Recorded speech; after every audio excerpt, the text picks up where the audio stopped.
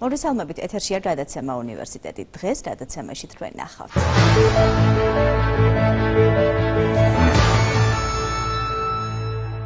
გონება ამარცხებს კაპიტალს. მეწარმეობის დაწყების სრულიად განსხვავებული წესი.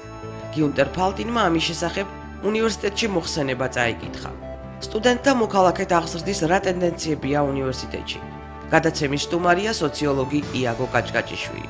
ჟურნალისტიკის მიმართულების სტუდენტები რაჭიდან გზავნილით. ისინი სიმართლეს იტყვიან. ეკონომისტ მათემატიკოსის ცხოვრების გზა და ძიებები. ნახეთ გადაცემაში უნივერსიტეტი. თბილისის სახელმწიფო უნივერსიტეტსა და არგენტინის რესპუბლიკის უნივერსიტეტებს შორის ურთიერთთანამშრომლობის ახალი ეტაპი დაიდერმა უნივერსიტეტის დელეგაციის არგენტინაში ვიზიტისას, რომელიც 1 ივნის დასრულდა. არგენტინის ლა-პლატას უნივერსიტეტში უკვე არსებობს საქართველოს შემსწავლელი კათედრა, რომლის საქმიანობის გაფართოებაზეც უკვე იყო საუბარი. გამოიკვეთა ზუსტ და საბუნებისმეტყველო მეცნიერებათა მიმართულებით თანამშრომლობის დაწყების პერსპექტივაც. ლა-პლატას ნაციონალური უნივერსიტეტი საქართველოს კათედრასთან ურთიერთთანამშრომლობის ფარგლებში თბილისის სახელმწიფო უნივერსიტეტის რექტორმა აკადემიკოსმა ლადო პაპავამ საჯარო ლექცია წაიკითხა თემაზე საქართველოს ეკონომიკური რეფორმები, ძველი პრობლემები და ახალი გამოწვევები. სხვა სიახლეების შესახებ ნახეთ ჩვენს ქრონიკაში.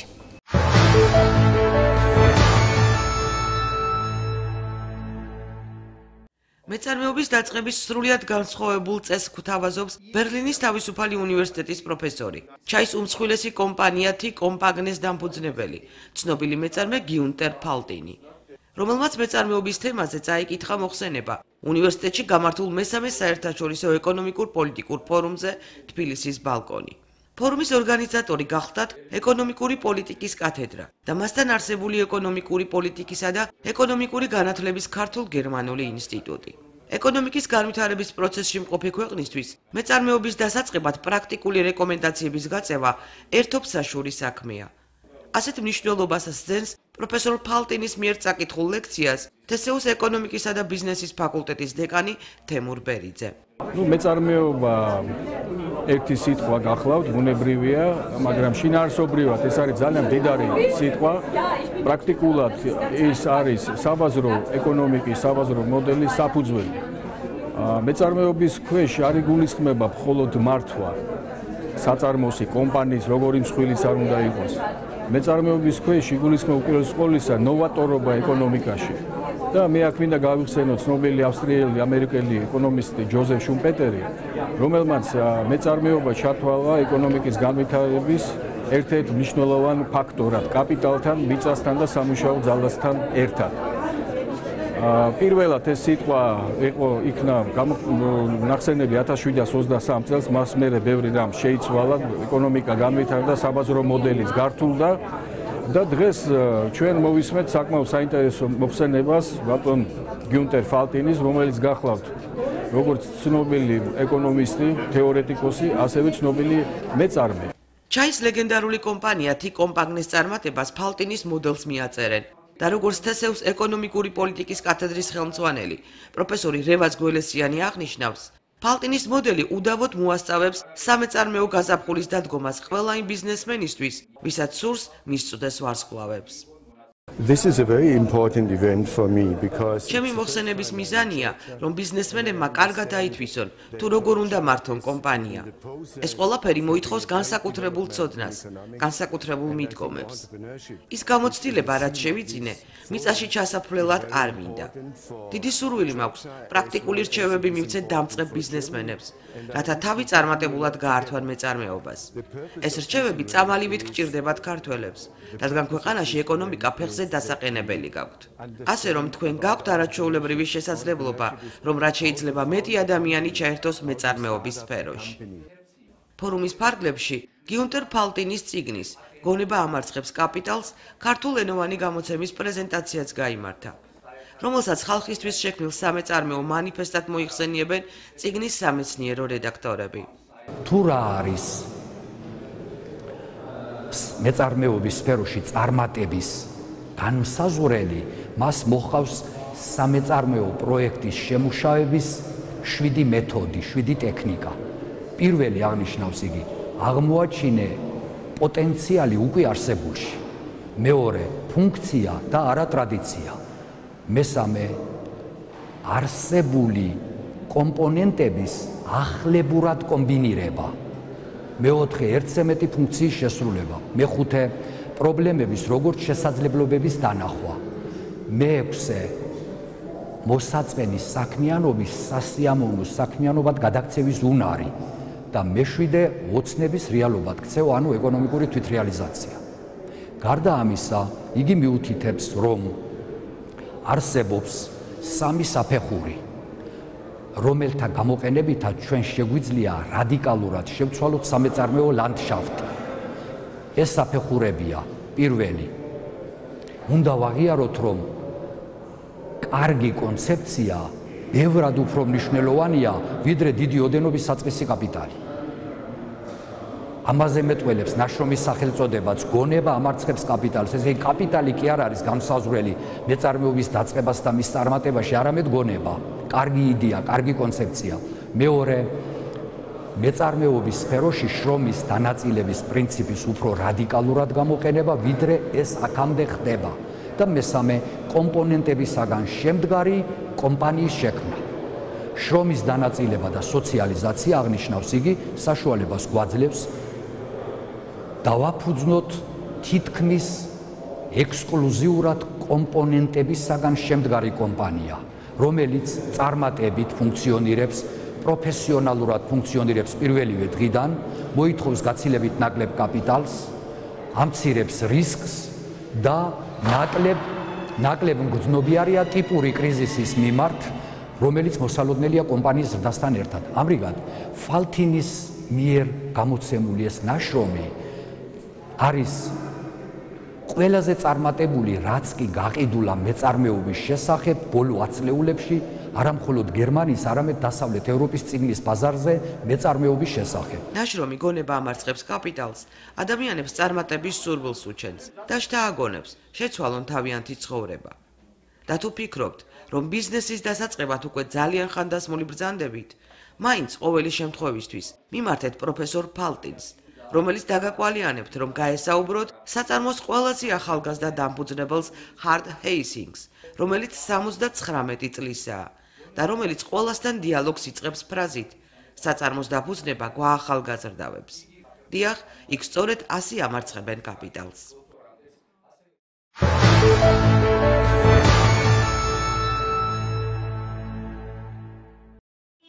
29 მაისს თბილისში საქართველოს წიგნის გამომცემელთა და გამავრცელებელთა ასოციაციის მიერ ორგანიზებული წიგნის მე-16 საერთაშორისო ფესტივალი მოულოდნელი ხალხმრავლობით გაიხსნა.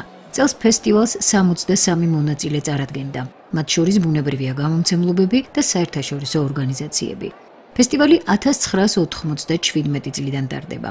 ივანე ჯავახიშვილის სახელობის თბილისის სახელმწიფო უნივერსიტეტის გამომცემლობას საფესტივალო პრაქტიკა უკვე დაუგროვდა და წლიდან წლამდე მიზანმიმართულად ემზადება კიდეც ამ დღესასწაულისათვის. წელს მე მგონი ჩვენ შეგვიძლია ვიამაყოთ რამდენიმე გამოცემით. ეს არის არნოლდ ჩიბკობავას შრომები, რომელიც ძალიან მნიშვნელოვანია. ასევე ძალიან მნიშვნელოვანია ეს ქართულ-რუსული ლექსიკონი, რომელიც ძალიან დიდი ხანია არ გამოცემულა. ასევე ძალიან მნიშვნელოვანი გამოცემა შუა საუკუნეების სამხედრო ხელოვნება მარგიანის, ესეც იშვიათი წიგნია. ასევე მინდა აღვნიშნო სერია ოქსფორდის უნივერსიტეტის გამომცემლობის სერია, რომლის ექსკლუზიური თარგმანის უფლება სწორედ თბილისის სახელმწიფო უნივერსიტეტს აქვს.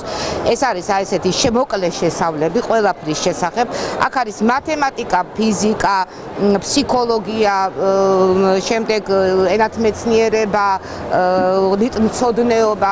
ამ სერიის უკვე გამოვიდა 5 წიგნი და გამოსაცემად მზადდება, სულ იქნება 12 წიგნი. ეს არ არის ახლა წლევანდელი გამოცემა, მაგრამ ძალიან მნიშვნელოვანი წიგნია, ძალიან მოთხოვნადი. ეს არის ზიმბარდოს ფსიქოლოგია და ცხოვრება და ყველას ურჩევ, რომ ესეც ძალიან ფართო მკითხველისთვის არის განსაზღვრული და ასევე არის სულ ახლახან აი ამ წუთას გამოიცა, ეს არის პირველი ქართული წიგნი ქიმიაში, რომელიც ვახტანგ მე-6-ს ეკუთვნის. უნივერსიტეტის გამომცემლობის სტენდი სამეცნიერო და საგანმანათლებლო ლიტერატურის ფართო სპექტრით გამოირჩეოდა. სამეცნიერო ლიტერატურის შერჩევა ხდება სპეციფიკურად. არსებობს კომისია საუნივერსიტეტო, რომელიც ადგენს რა ტიპის ლიტერატურა სჭირდება მის ფაკულტეტს. შემდეგ ის მოიწვევს ამ საბჭოს, განიხილება ამ საბჭოზე ამა თუ იმ წიგნის გამოცემის აუცილებლობა და მხოლოდ დამტკიცებული საბჭოს მიერ, კომპეტენტური ადამიანების მიერ იგზავნება ჩვენთან მოთხოვნა. მოაქვთ საკვირველია უკვე კომპიუტერული უნივერსიტეტი, შემდეგ ხდება წიგნის დამუშავება თავიდან და ბოლომდე, მისი რედაქტირება, დიზაინი, ავტორთან მუშაობა და ეს არის ძალიან საინტერესო, რთული და ხანგრძლივი პროცესი და შედეგად ვიღებთ ასეთ პროდუქციას. განსაკუთრებულად უნდა აღინიშნოს ბიბლიოგრაფიულ იშვიათობად ქცეული გამოცემები. ჩვენი გამომცემლობის მე ვიტყოდი მშვენება, აკაკი შანიძის მიერ შედგენილი ხევსურული პოეზია, რომელიც მრავალი წლის განმავლობაში არ გამოცემულა, ეს ქაბატონ ზექალა შანიძის დახმარებით ეს წიგნი გამოიცა. მე ვფიქრობ, რომ ძალიან მნიშვნელოვანია, აქვს ძალიან დიდი გაყიდვები ამასაც და ვფიქრობ, რომ მკითხოს დააინტერესებს. შეგახსენებთ, რომ უნივერსიტეტის გამომცემლობა ერთ-ერთი ყველაზე ძველი გამომცემლობაა საქართველოში, რომელიც წელიწადში დაახლოებით 50 წიგნს გამოსცემს. მათ შორის ნათარგმნ და ორიგინალურ სახელმძღვანელოებს, მონოგრაფიებს, სამეცნიერო შრომებსა და კრებულებს, როგორც ბეჭდურ, ასევე ელექტრონულ ფორმატში.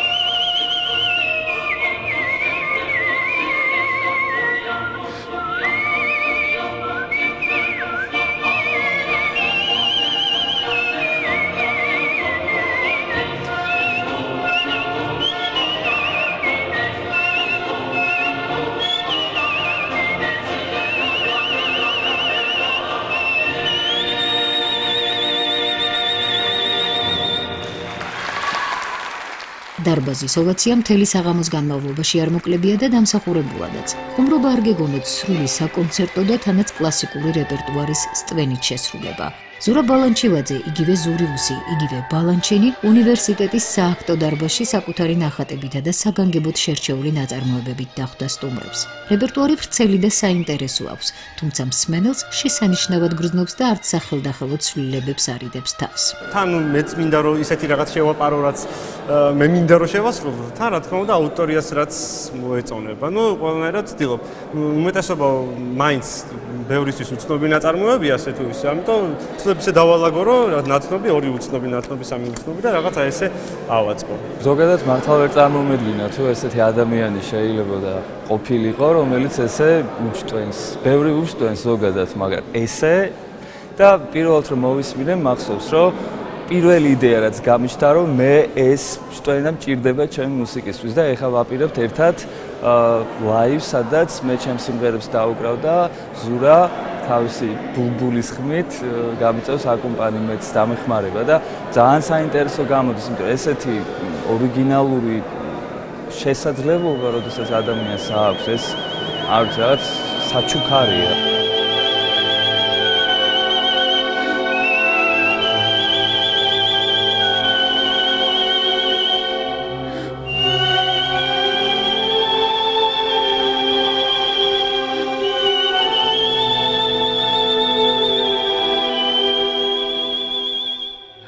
ზურამ პრაქტიკულად სტვენა აიყვანა ხელოვნების ძალიან მაღალ დონეზე.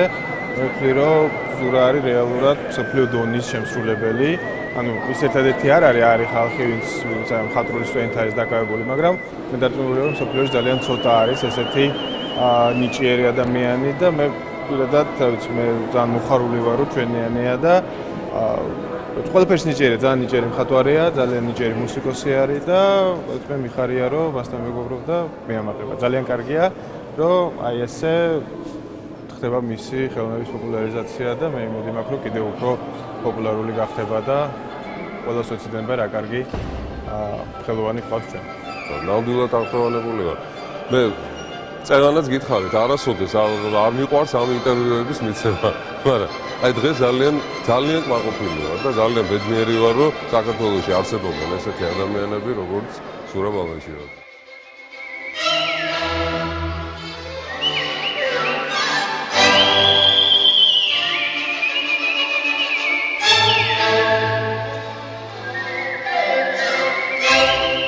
ნაწარმოები, რომლის გარეშეც მე ვერ გამოვდივარ, არ გამოვდივარ და სურვილი მეკარგება, ეს არის მასნეს ოპერა ვერთერის ცნობილი არია, უკваме oni budzi меня, როგორც ჩვენ ვიცით.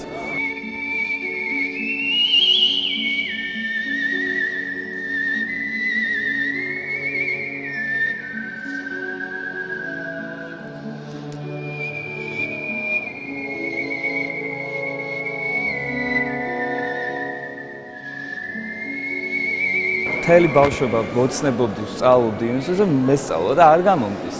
აი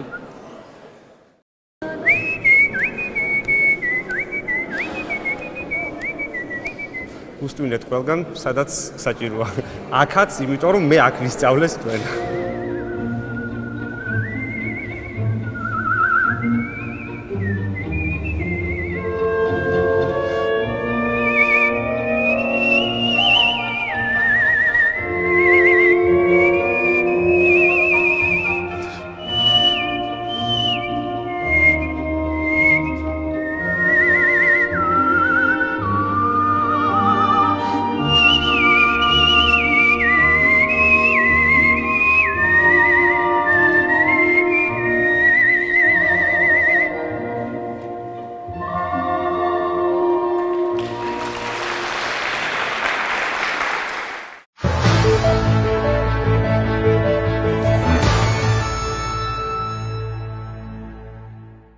პოლიტიკოსებს ყოველთვის აინტერესებთ სტუდენტების აზრი და განწყობა იმ მოვლენების მიმართ, რაც ზოგადად ხდება ქვეყანაში, თუმცა ჩვენს რეალობაში ახალგაზრდობა სამწუხაროდ ჯერ კიდევ ვერ ცვლის იმ საზოგადოებრივ კულტურას, რაც ჩვენშია. სწორედ ამ თემას შევეხებით სიუჟეტში.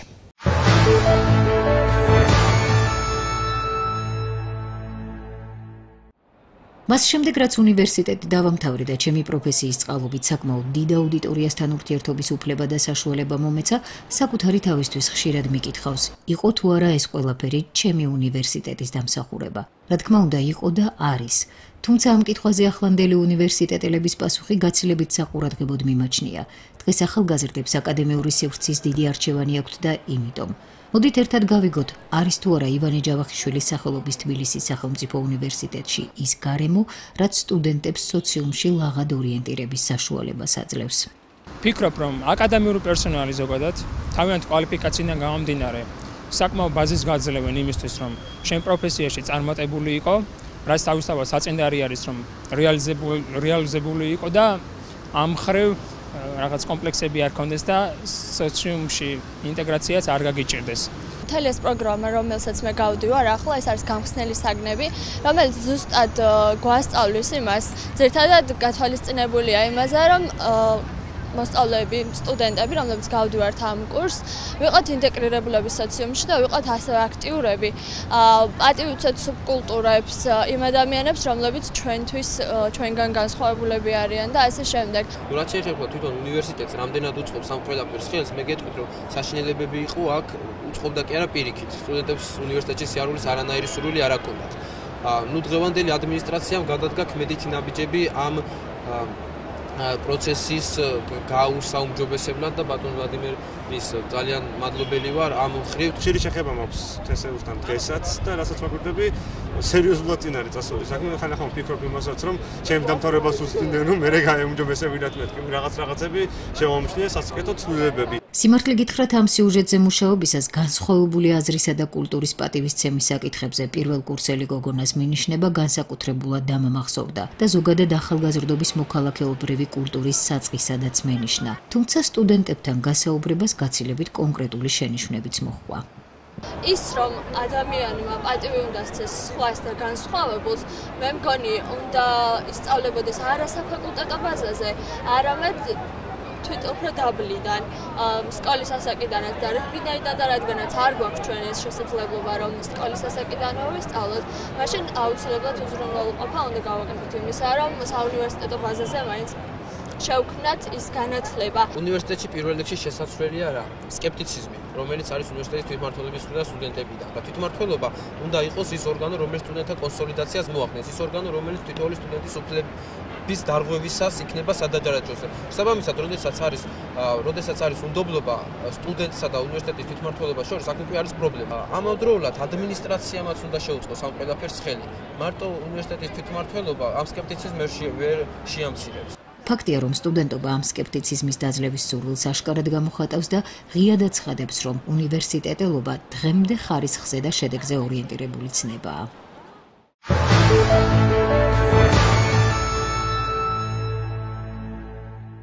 უნივერსიტეტში სწავლობენ არა მხოლოდ იმიტომ, რომ შემდეგ წარმატებით დასართდნენ, არამედ იმიტომაც, რომ შემდეგ ქვეყანას გამოატრნენ. სწორედ ეს დევიზი იყო უნივერსიტეტში სტუდენტური აღზრდის ერთ-ერთი მთავარი მიმართულება და ეს იმ პერიოდში, როდესაც ქვეყანას დამოუკიდებლობა სწრიოდა. თუმცა სახელმწიფოს პრობლემა დღესაც არ ელევა და მაღალი პასუხისმგებლობის მქონე მოქალაქეების სიმწირე ხშირად ამ პრობლემას კიდევ უფრო ამწვავებს.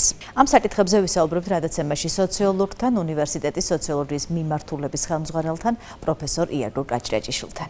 მოგესალმებით, მადლობა გიხდით რადაცემაში მონაწილეობისთვის. უნივერსიტეტში სწავლასთან ერთად თუ ერთსება ყურადღება სტუდენტების მოქალაქეებად აღზრდეს? იცით რა საქმე? კი, რასკურველი ექცევა, მოდით ასე ვიტყვი, უნდა ექცეოდეს ყურადღება და მე ვფიქრობ, რომ ექცევა კიდეც. ეს შეიძლება ორ რამეში გამოიხატოს, ან ორი მიმართულებით გამოიხატოს. ჯერთ არსებობს გარკვეული სასწავლო პროგრამები, სადაც ცალკეულ კურსებად ან დამოუკიდებელ კურსებადაა განსაზღვრული, ну, თქვათ, იგივე სამოქალაქო განათლების კურსი ან სამოქალაქო ცნობიერების თავისებურებებს ასწავლიან რაღაცა გარკვეული სპეციფიკური კურსის ფარგლებში, მაგრამ თავი რომ დავუნებოთ ამას, თავი რომ დავუნებოთ სპეციფიკურ კურსებს ამა თუ იმ სასწავლო პროგრამაში, თვითონ უნივერსიტეტი თავისი არსით, თავისი მისიით, თავისი ფუნქციით, თავისი ღირებულებათა სისტემით გახლავთ ის სივრცე, სადაც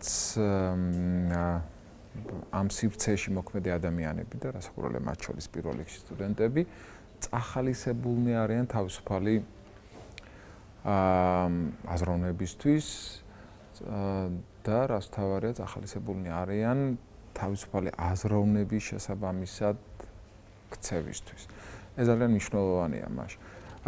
რასაკვირველია ეს ყოველთვის არ ხდებოდა უნივერსიტეტში ყოფილა ესეთი პერიოდები როდესაც ან თავისუფლება ჩრდილი ადგებოდა სწორედ იმით, რომ საუნივერსიტეტო საზოგადოება ხდებოდა სახელმწიფო ვერტიკალის ლეგიტიმაციის შემადგენელი ნაწილი. იყო ასეთი პერიოდები, ყველას გვახსოვს. ანუ ეს ტენდენცია იკლებს ახლა, ხო? რასაკვირველია ეს ტენდენცია არათუ იკლებს, ანუ რამდენიც მე ვუყურებ, უნივერსიტეტი იქცა ავტონომიურ სხეულად, ავტონომიურ ინსტიტუტად და ავტონომიურ ორგანიზმად, სწორედ თავისუფალი აზროვნების რეალიზაციის თვალსაზრისით და ეს ძალიან მახარებს. ანუ თქვენ სტუდენტებში ხედავთ იმ ზაობას, რომ უფრო ამაღლდეს საზოგადოებრივი კულტურა ქვეყანაში. რასაკვირველია ვხედავ ამ ზაობას პრინციპში ყოველთვის ვხედავდი, მაგრამ განსხვავება სხვადასხვა საუნივერსიტეტო სივრცეებს შორის იყო ის, რომ ამ ზაობის მიუხედავად შესაძლებლობა იყო ნაკლები. დღეს ზაობაც არის და ამის შესაძლებლობაც არის, რაც გულისხმობს იმას, რომ სტუდენტებს შეუძლიათ გამოხატონ მიუკერძოებელი შეფასება, როგორც თავად უნივერსიტეტში მიმდინარე პროცესების შეფასების თვალსაზრისით, ასევე უნივერსიტეტის გარეთ საზოგადოებაში მიმდინარე პროცესების შეფასების თვალსაზრისით და გამოხატონ ეს სწორედ საუნივერსიტეტო საჯარო სივრცეში. ანუ ეს თქვათ ეს თავისუფალი აზრი დაფუძნებული გარკვეულ დემოკრატიულ სტანდარტებზე თავის რეალიზებას მხოლოდ თქვათ კერძო საუბრებში კი არ პოულობს, არამედ სტუდენტებს შეუძლიათ თავისუფალი აზრის რეპრეზენტაცია იგივე გაზეთის ფურცლებიდან, საუნივერსიტეტო გაზეთის ფურცლებიდან, იგივე სხვადასხვა ოფიციალურ შეხვედრებზე, თუნდაც ხელისუფლების წარმომადგენლებთან და ასე შემდეგ. მე მახსოვს დრო, როდესაც ხელისუფლების წარმომადგენლები მოდიოდნენ უნივერსიტეტში და მათ ხდებოდათ ეგრეთ წოდებული სელექტიური აუდიტორია, ანუ შერჩეული აუდიტორია. სპეციალურად იდეოლოგიურად შეიარაღებული, სპეციალური იდეოლოგიით შეიარაღებული სტუდენტებით და ასეთ შეხვედრებზე არ ისმოდა თავისუფალი სიტყვა. დღეს საბედნიეროდ ეს ველი და ვთქვათ ამას ავტორიტარული ვერი უნივერსიტეტს მოშორდა.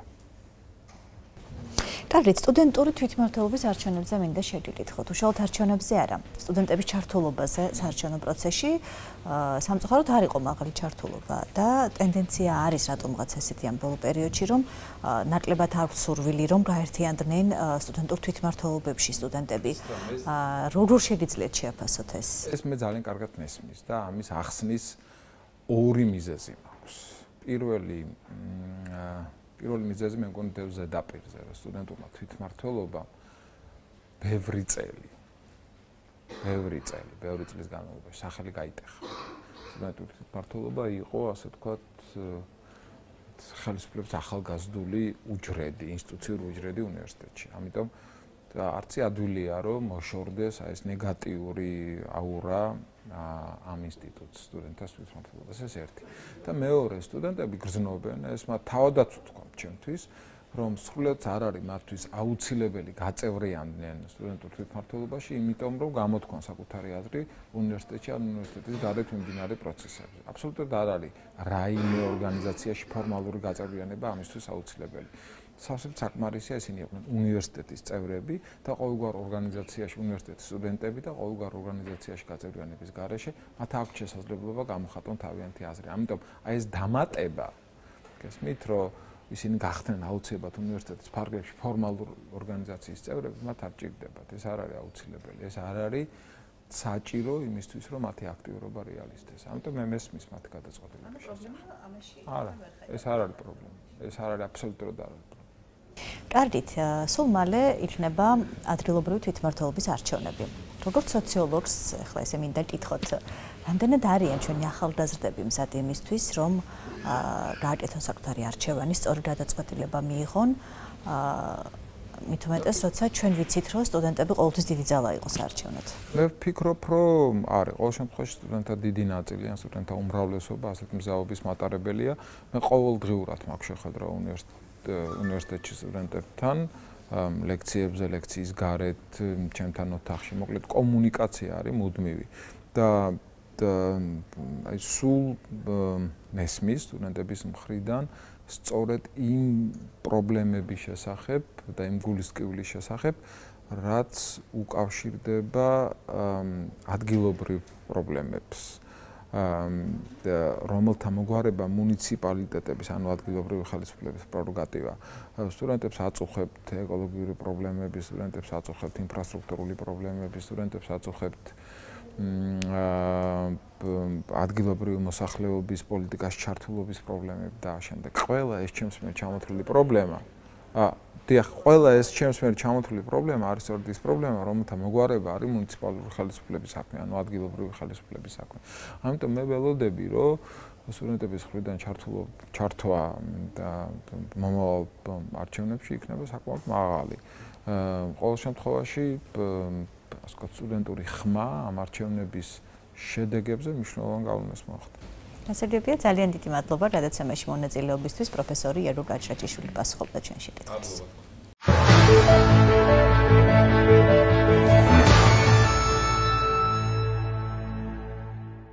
2009 წელს ქალაქ ონში არც არავინ დაბადებულა და არც არავინ დაქორწინებულა. ასეთი ამბავი ჩამოგვიტანეს ჩვენმა სტუდენტებმა რაჭიდან, რომლებიც იქ ჟურნალისტურ პრაქტიკას დადიოდნენ.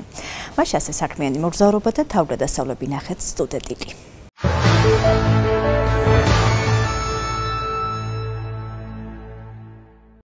ბეჭდური მედია 2. ასე ჰქვია კურს, რომელსაც თესეუს ჟურნალისტიკის მიმართულების ის სტუდენტები გადიან, რომლებსაც პრაქტიკული უნარ-ჩვევების შეძენა სურთ. კურს ჟურნალისტიკის მიმართულების ასოცირებული პროფესორი მაია ტორაძე ხელმძღვანელობს, რომელმაც სტუდენტ ჟურნალისტთა ჯგუფი ამჯერად რაჭის დასალაშქრად წაიყვანა, რათა ახალგაზრდებს რაჭველების ხმა ჩვენამდე მოეწვდინათ.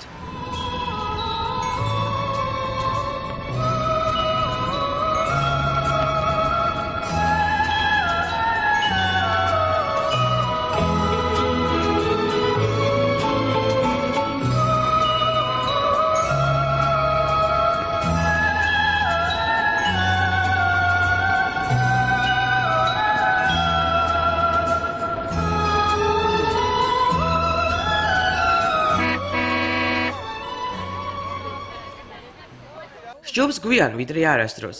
ეს ფრთიანი ფრაზა რაჭველების მოგონილი რომც ყოფილიყო, არავის გაუკვირდებოდა. მაგრამ ამჯერად რაჭაში თბილისიდან დახმარება ეჩქარებათ და ეშინიათ ბრძნული დოგმის, მოჩქარეს მოუგვიანდესო. სიდინჯემ და სატკივარის გვიან ამოთქმამ ვერაფერი ხეირი მოუტანა ამ რეგიონს. პირიქით, მაღალმთიანი სოფლები თითქმის დაცარიელდა. ამ რეალობამ ჩვენი ახალგაზრდა ჟურნალისტები იმდენად დააფიქრა, რომ გადაწყვიტეს ერთი გაზეთი და ერთიც დოკუმენტური ფილმი რაჭის პრობლემატიკას მიუძღვნან. ეგრეთ წოდებულმა პრაქტიკანტებმა ყველა მიმართულებით შეისწავლეს ქალაქ ონისა და სოფელ უწერის პრობლემები და იქაურ მკვიდრებს შეჰპირდნენ, რომ ხელისუფლების ყურამდე აუცილებლად მიიტანენ მათ გასაჭირს. რაჭაში რესპონდენტების პოვნა მართალია რთული იყო, მაგრამ მათი დათანხმება ინტერვიუზე არ იყო რთული. ეს ადამიანები მონატრებულები არიან, ასე ვთქვათ, ადამიანებს და პირიქით სიხარულით მოდიოდნენ, რომ აი კი გეტყვით, ოღონდ რაჭის სატკივარი ჩაიტანოთ თბილისამდე და სიხარულით გთანხმდებოდნენ ინტერვიუზე.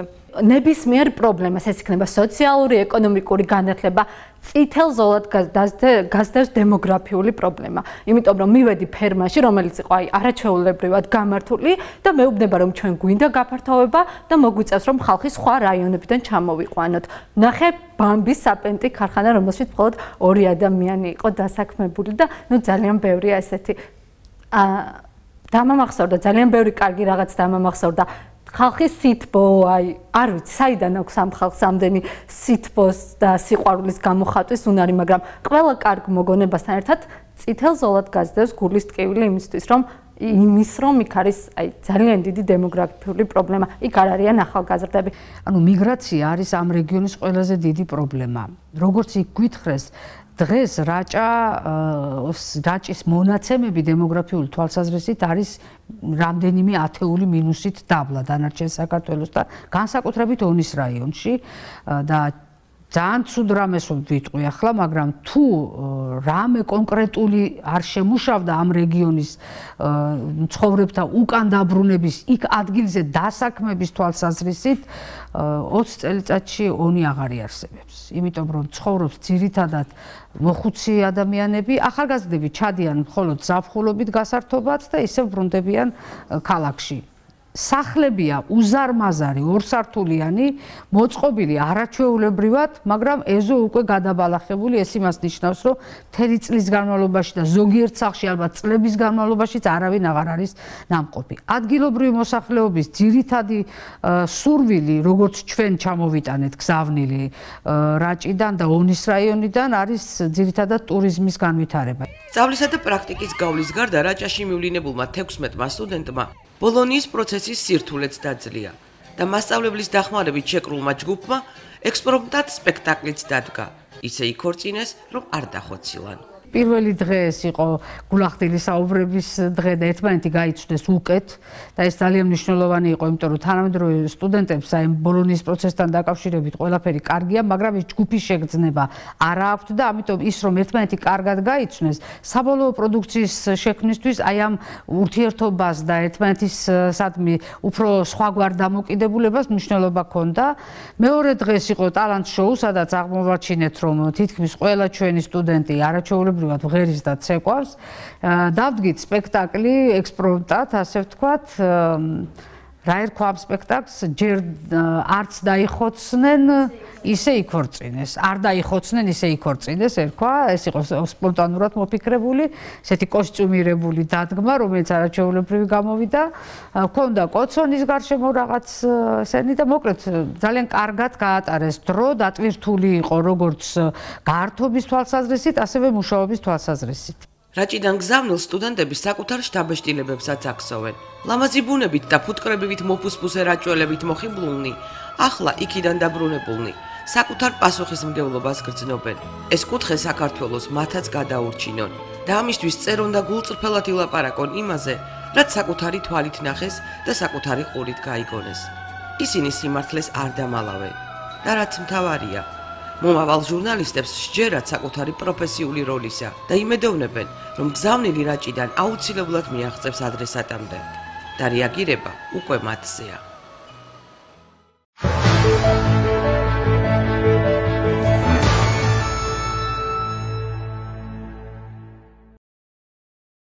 როგორ დააღწია თავი სოციალისტურ სისტემას და რამ გადაარჩინა ამ წნეხს ეკონომისტ მათემატიკოსი.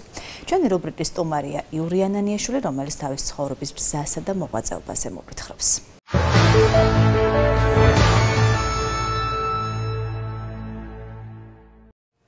მის თაობას რთული ბედისწერა ხვდა წილად. სწორედ იმ ასაკში, როდესაც ადამიანი ინტელექტუალური და პიროვნული სიმწიფის პერიოდში შედის და ყველაზე მეტად არის მზად მიღებული ცოდნისა და გამოცდილების სარეალიზაციოდ, საქართველოში გაბატონებულ საბჭოთა სისტემას ჩამორღვევის სიმპტომები დაეწყო. ასეთმა კოლაფსმა ბევრი ადამიანი დააბრია და მხოლოდ ერთეულებს აღმოაჩნდათ უნარი, სრულ ქაოსში პერსპექტივა დაენახათ და რეალისტური ნაბიჯები გადაედგათ ახალი მომავლის შესაქმნელად. იური ანანიაშვილი დაიბადა ახალქალაქის რაიონში, სოფელ კოთელიაში. სკოლა წარჩინებით დაამთავრა. იმ პერიოდში კარგად სწავლა, პირველ რიგში მათემატიკის, ფიზიკისა და ქიმიის კარგ ცოდნას გულისხმობდა. ფიქრობდა, რომ პროფესიად მათემატიკოსობას აირჩევდა. თუმცა სწავლის გასაგრძელებლად თბილისისკენ გზად მიმავალმა გადაწყვეტილება შეცვალა.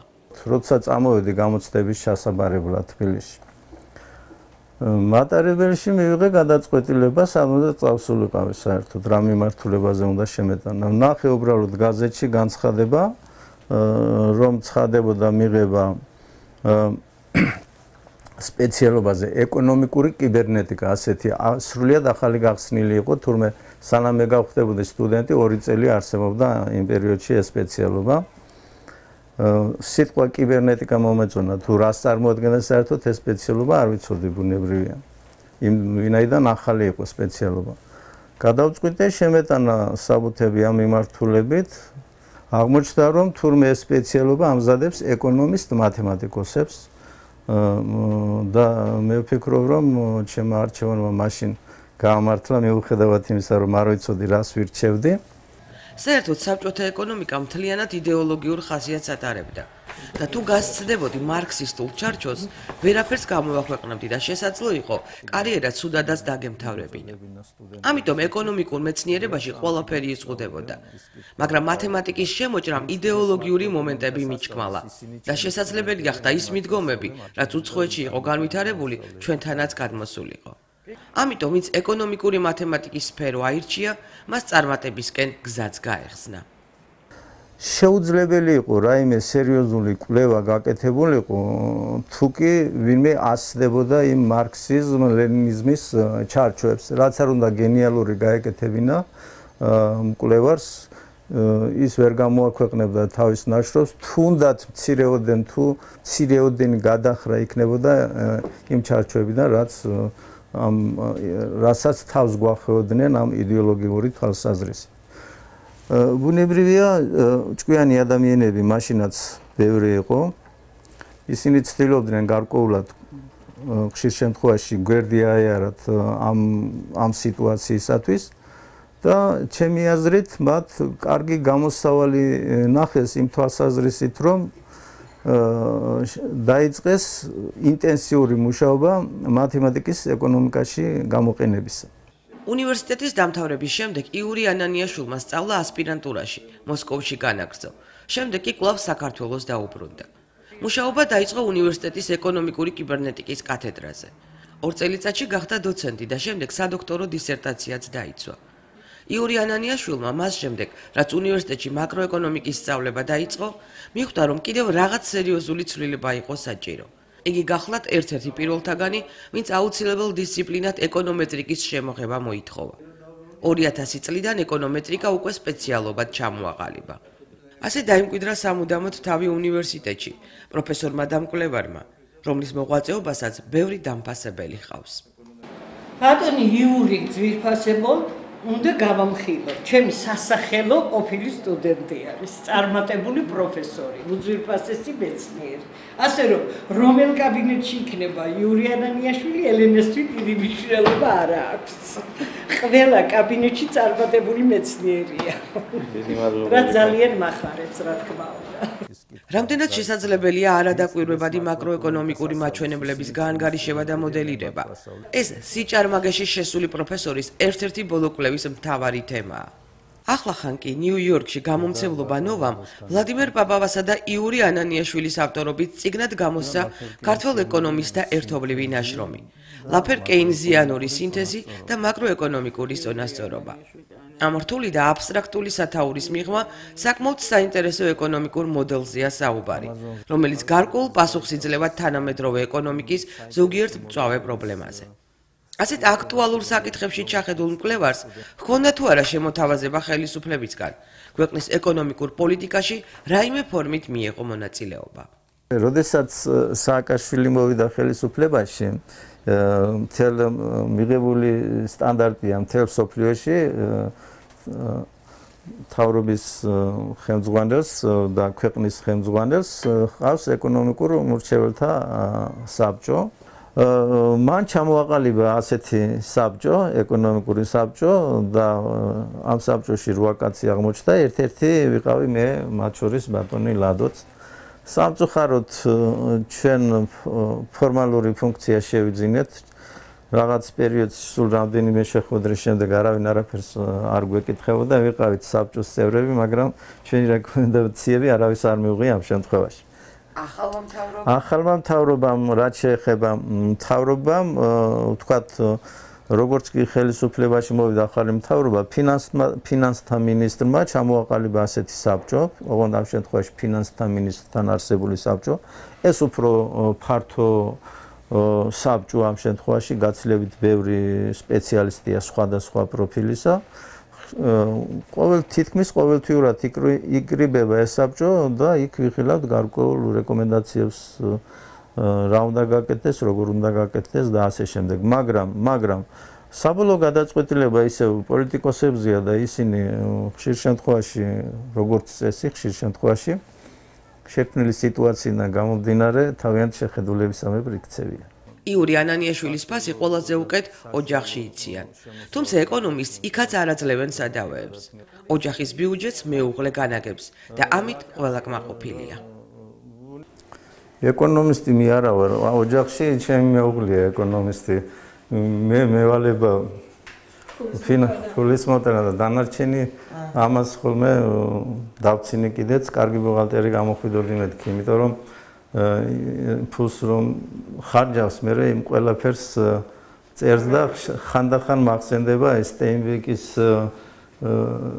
ერთ-ერთი რომანი, სადაც სულ ის ქალი ოჯახის დედა ამ შემთხვევაში სულ მაგ დღეშია რა დღეშიც ხოლმე ჩემი მეუღლეა. ყველაფერს წერს, ყველაფერ ანგარიშობს, სად რა და როგორ დახარჯოს.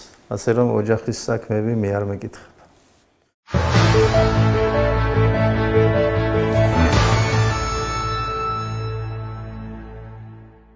ინიციატივა სტუდენტების დასაქმების ხელშესაწყობად ესეუში უკვე ოფიციალურად ამოქმედა კარიერული განვითარების ცენტრი. სწორედ ამ თემას განიხილავს სადაზეთო ჩანართი უნივერსიტეტი, რომელიც დაზეთ კვირის პალიტრის საშუალებით ვრცელდება. არ გამოტოვოთ ასევე გადაცემა უნივერსიტეტი, იმ შემთხვევაში თუ თქვენ დაინტერესებული ხართ გაიგოთ რა ხდება განათლებასა და მეცნიერებაში. მე დღეს ამით დაგემშვიდობებით, გვიყურეთ ყოველ შაბათს აღამოს 5 საათზე საზოგადოებრივი მაუწყებლის მეორე არხის ეთერში. მადლობა რომ გვიყურეთ. ნახვამდის.